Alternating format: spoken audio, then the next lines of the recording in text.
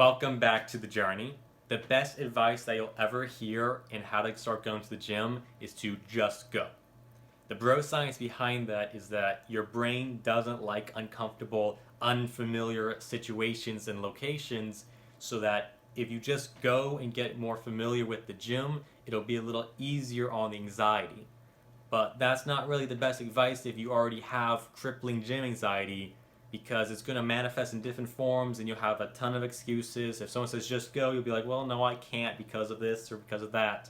So today's goal is to tackle some of the most common gym anxieties like these and hopefully give you tangible advice that you can start using like right now to get you to your first step into the gym and get your first workout done. One of the first gym anxieties is the fear that people are looking at you. As soon as you walk in the gym, you sign in with your little key card or your phone number, everyone just puts down their weights, stops what they're doing, stops their entire routine, and they just stare at you. They just eyeball you down. It's a common fear, especially if you are new or if you're trying a different workout or one where you're moving very much and drawing a lot of attention to yourself.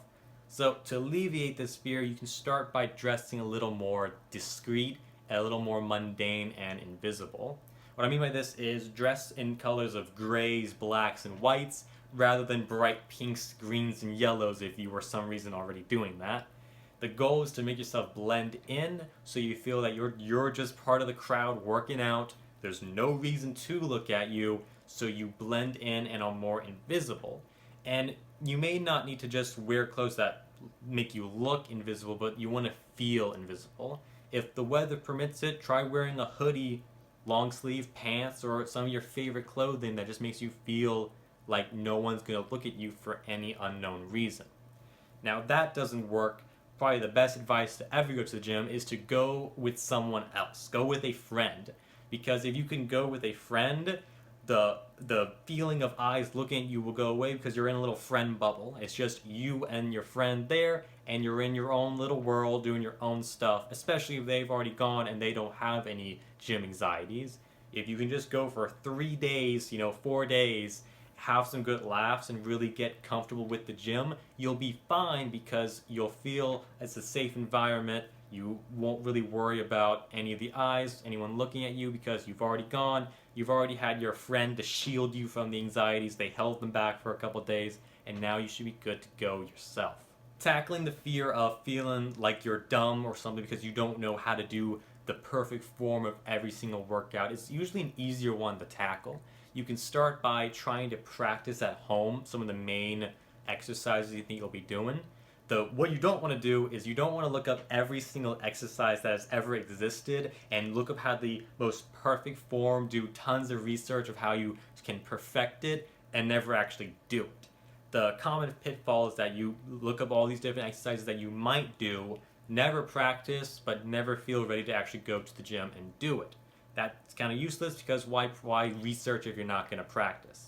So you just want to look up how to do proper push-ups, pull-ups, benches, squats, deadlifts, and you'll basically be fine to start. What you also can do is to get a gym routine, like a schedule of what exercises you need to do for what days of the week. So as soon as you walk in the gym, you know exactly what you're going to be doing. And if you don't know what plan you want to do, just get an app to do it. I personally use Fitbod. You just open the app up. It tells you exactly what to do for your day. You just go to each machine, do this, you're done. For me personally, this was my gym anxiety that I had to overcome. My anxiety was that I didn't know what to do. I could walk inside the gym, but then it's like, well, there's like 100 different machines. What weights do I do? Well, how do I keep track of what weights I've done? How do I know when I need to max out or do the next tier? Or when do I do it? Do I just do chest and never do legs every single day? That seems doable. Do I do that? So there were too many questions, and that stopped me from going for so many years, but I got the app, and they went away because I had no more excuses. The app is basically free, or you can pay $5 a month for some extra features, which is what I do. It's not really that expensive, and it honestly cured my gym anxiety to the point where I can go regularly, and I'm fine, more or less. Now, the most crippling anxiety is the feeling of being judged. The feeling because you're too fat, too skinny, fat and skinny, or maybe you're just too weak when you go to the gym. Sadly for this, there's not really a physical thing you can do at home to alleviate this. It's more of a mental battle you have to win. You have to hear the advice that you've heard a million times, that we've all started somewhere. If you can imagine for just a moment, even I, for what I look like now, have started at one point in time. A little story if you want to hear it. My first week or a few weeks at the gym, I remember curling 10 pounds of weight. Like, as that was the max. The limit was 10 pounds. It wasn't, just 10 pounds as your normal reps. That was the limit. I was struggling to get those weights up. And I remember that I would always end up doing it next to some, like, high school girl who was curling 20 pounds. And it's just like, how are you even doing that?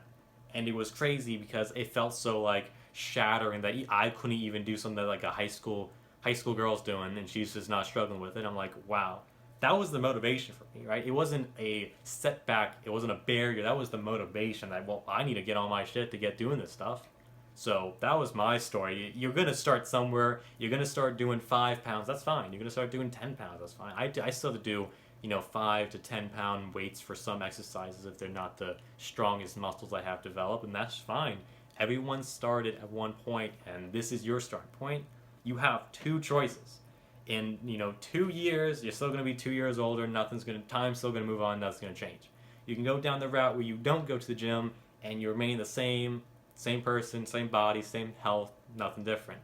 Or you can be the person that goes now, tackles the anxiety and the fear, and in 2 years you have 2 years of fitness behind your belt. That's the recommended and preferred choice that you should do. The last piece of advice to help you get going to the gym kind of echoes what I said at the beginning, is to just go.